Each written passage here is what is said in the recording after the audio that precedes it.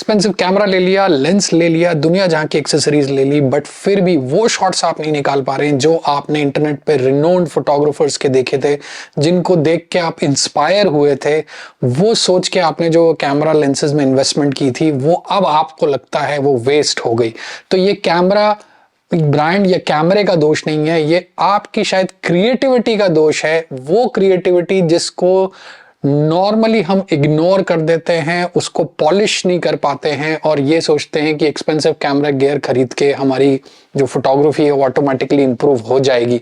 तो अगर आप ऐसी दुविधा में फंसे हुए हैं तो ये वीडियो आप एंड तक जरूर देखिए। Hello everyone, welcome to another video. मेरा नाम अभिषेक है। I am a professional commercial photographer and a DOP और मैं पिछले ऑलमोस्ट 4 साल से बुडापेस्ट, हंगरी का एक छोटा सा शहर है, छोटे से देश का एक छोटा सा शहर है, वहां पे मैं सेटल्ड हूँ।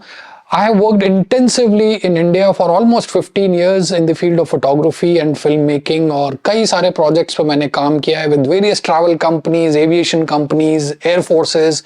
और मुझे ऐसा लगता है अब इतने साल काम करने के बाद वो एक चीज जो मैं आप सभी से शेयर करना चाहूंगा, जो भी अपने आप को ये समझते हैं कि यार जो मैंने बताया कि आपने कैमराज ले ली, लेंस ले लिया और आप वो क्रिएटिव शॉट्स नहीं निकाल पा रहे हैं, तो कहीं ना कहीं अगर आपको ये डिसअपॉइंटमेंट है कि यार मैं शायद क्रिएटिव हूं ही नहीं, तो अगर आप उस दुविधा में हैं तो मैं आपकी दुविधा दूर कर देता हूं।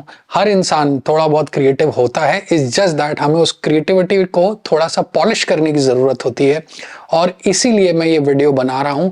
वो एक लौती चीज जो मुझे लगता है मैंने अपने पास्ट 15 साल के फोटोग्राफी करियर में सीखी है और वो उस चीज ने मुझको बहुत हेल्प किया है, मेरी क्रिएटिविटी इंप्रूव करने में बहुत हेल्प किया है। क्योंकि मैं भी कोई I come from a service class background, मेरे पेरेंट्स गवर्नमेंट जॉब में थे, तो मैं भी कोई आर्टिस्ट की संतान नहीं हूं कि जेनेटिकली मेरे खून के अंदर वो आर्ट हो। तो मैंने भी अपनी क्रिएटिविटी को धीरे धीरे करके इम्प्रूव किया है एंड इवेंचुअली वो एक चीज जो मुझे समझ में आई है जो इंस्टेंटली आपकी क्रिएटिविटी को इम्प्रूव कर सकती है इन टर्म्स ऑफ फोटोग्राफी, वो है adopting a rule in photography. आप रूल कह लें या टेक्निक कह लें, जो कि कॉम्पोजिशन टेक्निक है, वो है rule of thirds. Video and तक जरूर देखिए क्योंकि रूल ऑफ थर्ड्स के बारे में आपने कई फोटोग्राफर्स के मुंह से सुना होगा, बट इस वीडियो में मैं आपको बेइंतहा एग्जांपल्स देने वाला हूं जिनसे आपको एक क्लैरिटी होगी कि रूल ऑफ थर्ड्स कितना सिंपल कॉम्पोजिशन टेक्निक है जिसको हम इतना इग्नोर करते हैं, उसको हम फॉलो नहीं करते। और अगर हम उसको फॉलो करें, और it's very easy to follow rule of thirds, उसको अगर हम फॉलो करें तो आपकी जो फोटोग्राफी है वो ड्रास्टिकली इंप्रूव होगी, आपकी जो क्रिएटिविटी है वो बहुत मेजर जंप लेगी। तो अगर आप रूल ऑफ थर्ड्स को कैसे इंप्लीमेंट करना है, कैसे यूज करना है, वो समझना चाहते हैं, जो कि मुझे लगता है one of the first step होना चाहिए टू इंप्रूव योर क्रिएटिविटी। और अगर आप बाकी कॉम्पोजिशन टेक्निक्स का इस्तेमाल नहीं भी करना चाहते, सिर्फ रूल ऑफ थर्ड्स को अपने दिमाग में रखें हर समय जब भी आप कैमरे के व्यू फाइंडर से देखें, तो आई थिंक आपकी क्रिएटिविटी बहुत जबरदस्त तरीके से इंप्रूव हो सकती है। तो इस वीडियो में हम बहुत सारे एग्जांपल्स देखेंगे कि किस तरह रूल ऑफ थर्ड्स का इस्तेमाल करके आप बहुत ही इंपैक्टफुल शॉट्स क्रिएट कर सकते हैं। नाउ सबसे पहले ये समझते हैं कि रूल ऑफ थर्ड्स होता क्या है। नाउ इसके नाम पे मत जाइए, रूल ऑफ थर्ड्स कहता तो रूल है, बट मेरे हिसाब से इट्स अ कॉम्पोजिशन टेक्निक और एक ऐसी इजीएस्ट कॉम्पोजिशन टेक्निक है जिसको कई फोटोग्राफर्स अपने बिगनिंग करियर के बिगनिंग में इतना बुरी तरीके से इग्नोर करते हैं और फिर जब आगे पहुंचते हैं वो बहुत ज्यादा स्ट्रगल करते हैं क्रिएटिव कॉम्पोजिशंस बनाने में। आप इसको ऐसा ही समझिए, अगर आपने पांचवी छठी सातवीं कक्षा की मैथ्स अगर अच्छे से नहीं पढ़ी है तो 10वीं के बाद आपको मैथ्स बिल्कुल नहीं समझ में आएगी। तो ये कुछ ऐसा ही है, अगर आपने रूल ऑफ थर्ड्स अपने फोटोग्राफी करियर के बिगिनिंग में अडेप्ट नहीं किया तो लेटर ऑन जाके आप क्रिएटिविटी में बहुत ज्यादा स्ट्रगल करेंगे। तो रूल ऑफ थर्ड्स बेसिकली होता क्या है कि हम पूरे फ्रेम को, जो हमारा फ्रेम है, उसको हम 4 इंटरसेक्शन पॉइंट्स और 9 कॉलम्स में डिवाइड कर देते हैं और फिर हम इन कॉलम्स और इन इंटरसेक्शन पॉइंट्स के हिसाब से अपने फ्रेम को डिजाइन करते हैं या अपने सब्जेक्ट को प्लेस करते हैं। तो सबसे पहले तो हम बात करते हैं ये 4 इंटरसेक्शन पॉइंट्स की, जो कहता है कि रूल ऑफ थर्ड के हिसाब से ये चारों जो इंटरसेक्शन पॉइंट्स हैं, जब भी हम अपने शॉट को फ्रेम करें, इन 4 में से कोई एक इंटरसेक्शन पॉइंट को हम अपने पॉइंट ऑफ इंटरेस्ट मतलब सब्जेक्ट पे कुछ इस तरीके से प्लेस करें कि सब्जेक्ट डेड सेंटर में ना होके उस इंटरसेक्शन पॉइंट्स के ऊपर या उस इंटरसेक्शन पॉइंट्स के आसपास हो। ना इस चीज से होता यह है कि जो आपका शॉट है, जो आपका फ्रेम है, वो ऑटोमेटिकली इतना अच्छा बैलेंस्ड दिखने लगता है, एस्थेटिकली इतना अच्छा दिखने लगता है कि वो उसको हम एक क्रिएटिव कॉम्पोजिशन कह सकते हैं। ना ये जो कॉम्पोजिशन टेक्निक है जहां पे आप इंटरसेक्शन पॉइंट को अपने पॉइंट ऑफ इंटरेस्ट के आसपास या उसके ऊपर रखते हैं, ये आप किसी भी सब्जेक्ट पे इंप्लीमेंट कर सकते हैं, बी इट लैंडस्केप हो, चाहे वो पोर्ट्रेट्स हो, चाहे वो स्ट्रीट फोटोग्राफी हो, किसी भी जॉनर ऑफ फोटोग्राफी में आप इस तरीके की कॉम्पोजिशन को अडेप्ट कर सकते हैं, जहां पे आपका जो पॉइंट ऑफ इंटरेस्ट है वो कोई भी एक इंटरसेक्शन पॉइंट पे लाई करना चाहिए, डेड सेंटर में नहीं आना चाहिए। नाउ इसको समझाने के लिए यहाँ पे मैं एक एग्जांपल दिखाता हूँ जो कि मैंने रिसेंटली अपनी आइसलैंड ट्रिप में शूट किया था ये पिक्चर। तो आप देखेंगे यहाँ पे जो सब्जेक्ट है, वो जो चर्च है विद अ रेड रूफ, वो डेड सेंटर में मैंने रखा हुआ है, ऑलमोस्ट सेंटर में है और ठीक ठाक शॉट है। मैं इसको बहुत मतलब बेकार शॉट नहीं बोलूंगा, but aesthetically and composition wise कोई इतना इम्पैक्टफुल नहीं है ये शॉट। बट मोमेंट मैं रूल ऑफ थर्ड का को अडॉप्ट करता हूं और अपने जो पॉइंट ऑफ इंटरेस्ट है दैट इज ये चर्च, उसको one of the intersection point के ऊपर प्लेस करने की कोशिश करता हूं। तो जैसे कि मैंने बोला, आपको एग्जैक्ट पॉइंट के ऊपर नहीं रखना है। अगर आता है तो वेल एंड गुड, और अगर नहीं आता है तो उसके आसपास भी आ रहा है देन ऑल्सो इट्स फाइन। तो मैं अगर इंटरसेक्शन पॉइंट्स के पास रखने की उसको कोशिश करता हूं तो ऑटोमेटिकली आप देखेंगे शॉट काफी बैलेंस्ड यहाँ पे नजर आता है, एस्थेटिकली काफी क्रिएटिव कॉम्पोजिशन ये नजर आती है। ना अगर आप देखें लैंडस्केप फोटोग्राफी में रूल ऑफ थर्ड्स को इंप्लीमेंट करना कोई बहुत मुश्किल टास्क नहीं है। मेरे हिसाब से रूल ऑफ थर्ड्स एक लौता वो टेक्निक है जिसको लैंडस्केप फोटोग्राफी पे आप बहुत ही इजीली इंप्लीमेंट कर सकते हैं, बशर्ते आपने अपना पॉइंट ऑफ इंटरेस्ट या सब्जेक्ट पूरे लैंडस्केप में आइडेंटिफाई कर लिया है। तो अगर आपने अपना सब्जेक्ट आइडेंटिफाई कर लिया है, आप रूल ऑफ थर्ड्स के हिसाब से उसको कोई भी एक इंटरसेक्शन पॉइंट पर रखिए, कंपोज करिए, आपको ऑटोमेटिकली आपका शॉट बहुत ही बैलेंस्ड वहां पे हो जाएगा। तो ये एक शॉट है आइसबर्ग का जो मैंने लिया था आइसलैंड में। यहाँ पे मैंने आइसबर्ग को एक कॉर्नर पे रखा हुआ है रूल ऑफ थर्ड के हिसाब से, one of the intersection point पे, और काफी पॉजिटिव स्पेस मैंने शॉट के दूसरी तरफ दी हुई है, जिसकी वजह से ये शॉट काफी बैलेंस्ड नजर आ रहा है। Now another example is again from Iceland। Iceland का एक बहुत ही फेमस जगह है ब्लैक बीच। और ब्लैक बीच क्या बोलूँ, वो लोग ब्लैक बीच बोलते हैं, वहाँ बेसिकली ब्लैक सैंड नहीं है, वो छोटे छोटे पत्थर के बहुत ही बारीक टुकड़े हैं जो कि काले कलर के हैं because of the minerals and जो भी वहाँ पे पाए जाते हैं उसकी वजह से, तो इसलिए उसको ब्लैक बीच बोला जाता है। तो वहां पे मैंने ये शॉट लिया था। इधर आप देखेंगे जो बीच में वो जो कॉर्नर में चट्टान है उसको मैं one of the point of interest पे रखा हुआ है और पूरे शॉट को मैंने सनसेट के साथ बैलेंस करने की कोशिश करी है। तो लैंडस्केप के साथ काफी आसान हो जाता है रूल ऑफ थर्ड्स को इंप्लीमेंट करना। अनदर शॉट जहां पे एक बंदा हाइकिंग कर रहा है, पहाड़ी के ऊपर चढ़ रहा है, और ये एक और एग्जाम्पल, बहुत ही बेहतरीन एग्जाम्पल होता है स्केलिंग का, जहां पे आपको आपके लैंडस्केप का स्केल दिखाना है कि लैंडस्केप कितना वास्ट है। इस केस में अगर इंसान को जो क्लाइंब कर रहा है उसको हटा दिया जाए तो लैंडस्केप की जो भव्यता है, जो उसका मैजेस्टिक नेचर है, वो नजर नहीं आएगा। तो यहाँ पे वो जो क्लाइंबर है, जो हाइकर है, उसको one of the intersection point पे हमने रखा है एंड ऑटोमेटिकली जो शॉट है वो बैलेंस हो गया है यहाँ पे। Similarly there is this another shot from Iceland, एक चर्च का है, काफी फेमस चर्च है। अनफॉर्चुनेटली नाम मैं भूल गया इसका। आइसलैंड में नाम काफी टंग ट्विस्टर होते हैं, तो नाम लेते नहीं बनता। नाम मैं स्क्रीन पे यहाँ पे छोड़ देता हूँ, क्या लोकेशन है। कल को आप आइसलैंड गए तो आपको ये आप इस लोकेशन पे जा सकते हैं, हालांकि बहुत ही फेमस लोकेशन है, आप सर्च करेंगे तो आपको मिल जाएगी। तो ब्लैक चर्च मैं तो बोलता हूँ इसको। तो यहाँ पे चर्च जो है वो पॉइंट ऑफ इंटरेस्ट है, उसको one of the intersection point पे रखा, balanced bye nice sunset in the backdrop, और आप देखेंगे कि शॉट जो है वो ऑटोमेटिकली बहुत ही क्रिएटिव नजर आ रहा है।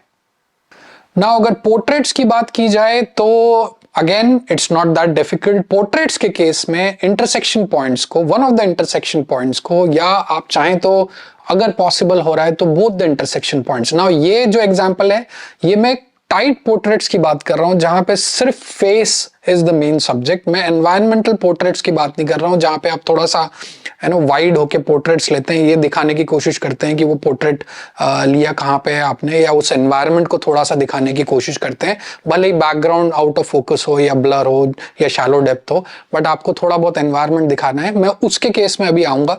बट अगर आप टाइट पोर्ट्रेट्स की बात करें तो keep the intersection points on one of the eye और both the eyes if possible. तो जब आप आंख के ऊपर या आंख के आसपास इंटरसेक्शन पॉइंट्स को रखेंगे तो ऑटोमेटिकली आपकी जो कॉम्पोजिशन है वो निखर के बाहर आएगी।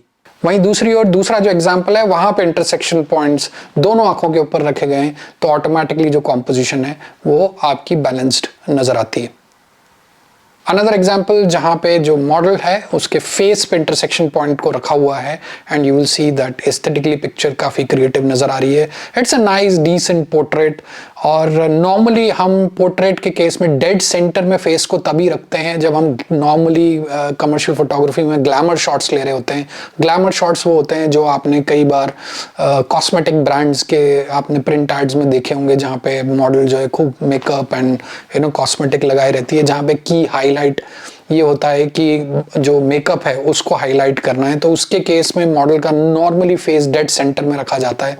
बट वहीं पे अगर आप कई गारमेंट मैन्युफैक्चरर्स को देखेंगे जो कि कपड़े बेचते हैं, उनके कभी मॉल्स में आप पोर्ट्रेट्स देखेंगे तो वो रूल ऑफ थर्ड्स के हिसाब से वो पिक्चर शूट की जाती हैं, उसमें डेड सेंटर में नहीं रखा जाता।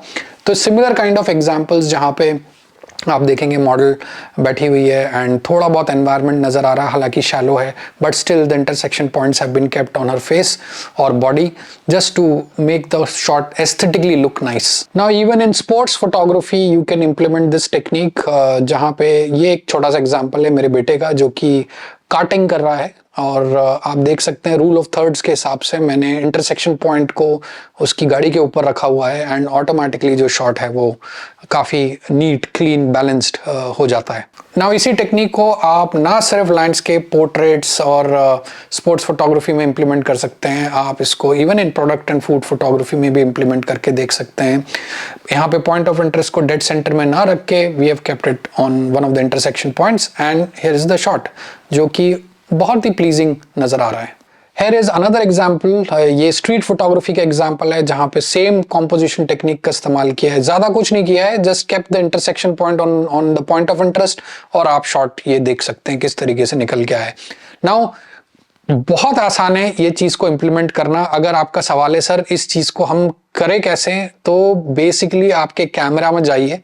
आज की डेट में जितने भी कैमराज हैं सब में ये फीचर है जहां पे आप इन ग्रिड लाइंस को एक्टिवेट कर सकते हैं, जो कि अभी आपको इन पिक्चर्स के ऊपर नजर आ रही है। सेम कलर की नहीं होती but you can see these grid lines not just in cameras, you can activate these grid lines even in your mobile phones. Lot of mobile phones have this feature जहाँ पे आप ये rule of thirds की जो grid है इसको activate कर सकते हैं। और मेरे कैमरा में ये हमेशा व्यू फाइंडर और स्क्रीन पर नजर आता है, चाहे मैं फिल्म कर रहा हूँ, चाहे मैं वीडियो बना रहा हूँ, चाहे मैं फोटोग्राफी कर रहा हूँ, ये ग्रिड मेरे कैमरा में हमेशा एक्टिवेट रहती है। और जब भी मेरे को मैं शूट कर रहा होता हूँ मैं इसी का इस्तेमाल करता हूँ। This is the easiest way to implement this composition technique. बहुत साल पहले, मैं अगर 10-12 साल 15 साल की पहले की बात करूँ, 15 साल पहले की बात, DSLRs में ये ग्रिड नहीं आती थी, बट आई थिंक सिंस 2013-14 के बाद ये ग्रिड्स आने लग गई इम्प्लीमेंट, इवन इन DSLRs में भी ये ग्रिड आती थी। तो तब से मैं इसका इस्तेमाल कर रहा हूँ और लास्ट 15 ईयर्स से जो सबसे ईजीएस्ट टूल मुझे लगा, सबसे हेल्पफुल टूल, सबसे हेल्पफुल फीचर कैमरा का, वो यही मुझे लगता है, क्योंकि इसने मेरी क्रिएटिविटी को इतना ज़्यादा इम्प्रूव करा है जितना और कोई कॉम्पोजिशन टेक्निक नहीं कर पाई। हालांकि there are other composition techniques also जिनके बारे में मैं आगे वीडियो लेकर आऊँगा, जो कि आपकी फोटोग्राफी को कई लेवल ऊपर कर देती है। बट हैविंग सेड दैट, अगर आप बिगनर हैं, अगर आप स्टार्ट कर रहे हैं और रूल ऑफ थर्ड्स को का जो ग्रिड है उसको आप अपने कैमरे में ऑन इनेबल कर लेते हैं और फिर उसका रेगुलरली इस्तेमाल करते हैं, प्रैक्टिस करते हैं, then definitely you will see a drastic improvement in your pictures. Now video यहाँ खत्म नहीं हुआ है, ये तो हम एक दो इंटरसेक्शन पॉइंट्स की बात कर रहे हैं। What if you want to create some very impactful pictures, storytelling shots? तो रूल ऑफ थर्ड्स वहां पे आपको वो शॉट्स निकाल के दे सकता है जिनको सो कॉल्ड हम स्टोरी टेलिंग शॉट्स बोलते हैं। तो सबसे पहले तो आप प्रैक्टिस करिए कि one of the intersection points को आप अपने पॉइंट ऑफ इंटरेस्ट पे कैसे प्लेस कर सकते हैं। ओके, जब आप वो सीख जाएं तब आप आए ऑपोजिट साइड के इंटरसेक्शन पॉइंट्स पे। तो अगर आपके इंटरसेक्शन पॉइंट पे आपने अपना पॉइंट ऑफ इंटरेस्ट प्लेस कर दिया है, अब आप देखिए क्या कोई ऐसा सब्जेक्ट है या ऐसा कोई सेकंड पॉइंट ऑफ इंटरेस्ट है जो आपके दूसरे इंटरसेक्शन पॉइंट्स पे आप प्लेस कर सकते हैं। वो कोई भी हो सकता है but on the other side, on the opposite side. Okay, जैसे ही आप उसको इंप्लीमेंट करेंगे आपका शॉट स्टोरी टेलिंग शॉट हो जाएगा। और अगर स्टोरी टेलिंग नहीं भी होगा तो कम से कम इंपैक्टफुल शॉट बन जाएगा। नाउ रिमेंबर, मैंने आपको ये पिक्चर दिखाई थी ये चर्च की from Iceland. I have placed it in one of the intersection points and composition काफी एस्थेटिकली ओके हो गई, right. Now moment I introduce another point of interest on the intersection point opposite to the intersection point जो कि मेरे point of interest पे already है, उसके विपरीत जो दूसरा इंटरसेक्शन पॉइंट है उस पर जैसे ही मैं कोई दूसरा सब्जेक्ट प्लेस करता हूं, आप देखेंगे मेरी जो शॉट है वो काफी ज्यादा इंपैक्टफुल हो जाता है, स्टोरी टेलिंग शॉट बन जाता है। हालांकि इस शॉट में दोनों अपोजिट साइड्स के इंटरसेक्शन पॉइंट्स को इस्तेमाल करने के लिए मेरे को वर्टिकल जाना पड़ा, मेरे को पोर्ट्रेट मोड में जाना पड़ा, but it was worth. Now obviously ये मेरा शॉट नहीं है, मेरे फ्रेंड अमन ने ये शॉट लिया है, बट अगेन हम फोटोग्राफर्स यही करते हैं, कोशिश ये करते हैं कि हम अगर पावरफुल शॉट क्रिएट करना चाह रहे हैं तो अपने जो व्यू है, अपना जो भी सब्जेक्ट है वहां पे हम आइडेंटिफाई करें कि कोई ऐसे सब्जेक्ट्स हैं जिनको हम पहले तो one of the intersection points पर रख दें। अब ऑपोजिट इंटरसेक्शन पॉइंट्स पे कुछ और रखा जा सकता है कि नहीं रखा जा सकता है तो कोई बात नहीं है, बट अगर रखा जा सकता है, अगर उसके लिए कैमरा वर्टिकल भी करना पड़ता है, we will do it because that is more important. Creating impactful images is more important than just shooting horizontal images. Here is another shot of mine. ये मैंने जोधपुर में ये पिक्चर लिया था। आप देख सकते हैं एक इंटरसेक्शन पॉइंट पे इंडिगो का एयरक्राफ्ट है, दूसरे पे उम्मेद भवन है जो कि जोधपुर का बहुत ही फेमस मॉन्यूमेंट है। और आप मुझे कहने की जरूरत नहीं है, this is a very for me this is a very special shot because ये शॉट कई जगह इस्तेमाल हो चुका है, कई मैगजीन्स ने इसको पब्लिश किया है, खुद इंडिगो एयरलाइंस ने अपने सोशल मीडिया प्लेटफॉर्म्स पे इस इमेज को काफी बार शेयर किया है। तो ये काफी पावरफुल, काफी इंपैक्टफुल शॉट है जहाँ पे इसके आजू बाजू बहुत सारी स्टोरीज, बहुत सारे आर्टिकल्स लिखे जा सकते हैं इस शॉट को लेके। वैसे ही आप ये देखेंगे इस शॉट में वन ऑफ द पॉइंट्स पे जो है वो ट्रैवलर है और दूसरे पॉइंट में आईफिल टावर को रखा है। How balanced this shot is looking, balance से भी ज्यादा एक स्टोरी टेलिंग शॉट बन जाता है। Now look at this shot from Dubai, जहां पे मैंने एक इंटरसेक्शन पॉइंट बोट के ऊपर रखा है और दूसरा मैंने बिल्डिंग के ऊपर रखा है। ये करते ही जो शॉट है उसमें एक 3D पन नजर आ जाता है। Photography is a 2 dimensional medium.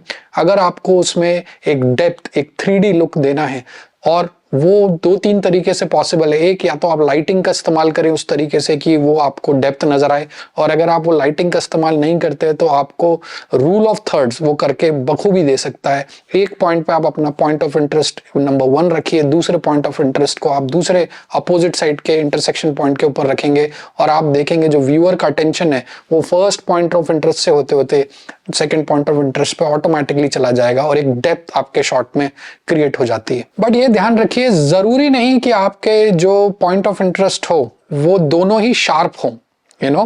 अब इस पिक्चर में आप देखेंगे जो पॉइंट ऑफ इंटरेस्ट है वो काफी शार्प है, बट एक जो दूसरा पॉइंट ऑफ इंटरेस्ट है वो आउट ऑफ फोकस है ना। इमेजिन करिए कि ये जो आउट ऑफ फोकस एरिया है या सब्जेक्ट है, पॉइंट ऑफ इंटरेस्ट है, इसको मैं शॉट में लेता ही नहीं तो जो शार्प है एरिया है वो सिर्फ एक नॉर्मल पोर्ट्रेट कहलाता। बट क्योंकि मैंने दोनों पॉइंट ऑफ इंटरसेक्शन का इस्तेमाल किया है और अपोजिट दिशा में है दोनों, तो आप देखेंगे एक स्टोरी टेलिंग शॉट यहाँ पे निकल के आता है ना। सिमिलरली एक एग्जांपल ये है जहां पे जो लैपटॉप है वो आउट ऑफ फोकस है, बट जो पर्सन है वो शार्प है, जो मॉडल है वो शार्प है। बट इमेजिन करिए अगर ये लैपटॉप वहां नहीं होता और सिर्फ मॉडल की पिक्चर लेते तो एक नॉर्मल पोर्ट्रेट कहलाता। बट क्योंकि वो लैपटॉप वहां one of the intersection points पे प्लेस्ड है, भले ही आउट ऑफ फोकस हो, बट एक एनवायरनमेंट क्रिएट करने में बहुत हेल्प कर रहा है जिससे आप एक स्टोरी टेलिंग इमेज क्रिएट कर सकते हैं। Now, here are few more example जहाँ पे आप देख सकते हैं एक पॉइंट ऑफ इंटरेस्ट शार्प है, एक point of interest out of focus है, बट येट वो दोनों ही एक दूसरे को कॉम्प्लीमेंट कर रहे हैं और एक स्टोरी टेलिंग इमेज निकल के आ रही है। और ये हमेशा ध्यान रखिए कि जरूरी नहीं कि दोनों पॉइंट ऑफ इंटरेस्ट आपके शॉट में शार्प ही हों। अगर होता है और एस्थेटिकली बहुत अच्छा दिखता है then go for it, otherwise जरूरी नहीं कि आपको दोनों ही शार्प रखने हैं। नाउ एक और चीज जिसमें रूल ऑफ थर्ड बहुत मदद करता है इन कंपोजिंग योर शॉट इज जो उसकी रोज हैं, जो टॉप की पूरी रो है, मिडिल की पूरी रो है और नीचे की जो रो है, उससे आप काफी मदद ले सकते हैं to compose your shot. Now एक बार आपने डिसाइड कर लिया कि आपके पॉइंट्स में क्या पॉइंट ऑफ, आपके इंटरसेक्शन पॉइंट्स में कौन से पॉइंट ऑफ इंटरेस्ट आएंगे, वो आपने प्लेस कर लिया। नाउ आप रोज का इस्तेमाल करिए टू डिसाइड कि ऊपर का हिस्सा कितना कवर करेगा फ्रेम को और नीचे का हिस्सा कितना कवर करेगा। ऑब्वियसली जब आप पोर्ट्रेट फोटोग्राफी कर रहे हैं, जो ऊपर की रो है अगर आप उसको ज्यादा छोड़ देते हैं तो काफी ज्यादा गैप आपके शॉट में नजर आएगा, हेडरूम काफी ज्यादा हो जाएगा जो कि बहुत प्लीजिंग नहीं लगेगा। तो उस केस में नॉर्मली ये जो रोज हैं ये हम इस्तेमाल करते हैं अपने लैंडस्केप फोटोग्राफी में या सिटीस्केप फोटोग्राफी में, जहां पे हम ये डिसाइड करते हैं कि ऊपर की जो रो है रूल ऑफ थर्ड्स की वो कितना स्काई कवर करेंगी और नीचे की रो है वो कितना फोरग्राउंड और मिड ग्राउंड कवर करेगी।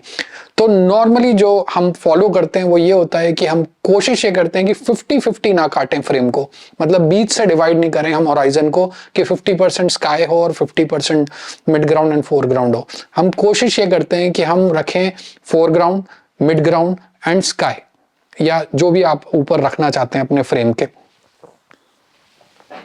नाउ लैंडस्केप के केस में हम कोशिश करते हैं अगर स्काई बहुत ही प्लेन है, बहुत ज्यादा इंटरेस्टिंग नहीं है, तो हम ऊपर का जो रो है उसमें कम से कम स्काई रखते हैं और ज्यादा से ज्यादा मिड ग्राउंड और फोरग्राउंड रखने की कोशिश करते हैं। वहीं अगर हमें लगता है स्काई बहुत इंटरेस्टिंग है और लैंडस्केप भी बहुत इंटरेस्टिंग है तो हम इसको 60-40 के रेशियो में डिवाइड कर देते हैं कि 60% हम लैंडस्केप रख लेते हैं, क्योंकि लैंडस्केप में याद रखिए दो चीजें आ रही है, मिड ग्राउंड एंड फोरग्राउंड, दोनों चीजों का होना बहुत जरूरी है और बहुत अच्छा माना जाता है एस्थेटिकली। और ऊपर के केस में हम उसको स्काई को 40% दे देते हैं अगर स्काई इंटरेस्टिंग है।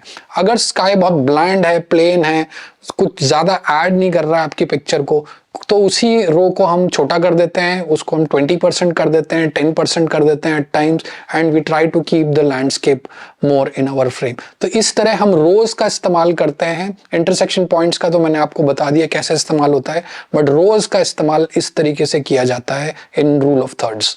And trust me, this is the easiest way I have learned in last 15 years of my photography career कि सबसे आसान तरीका है to create creative compositions.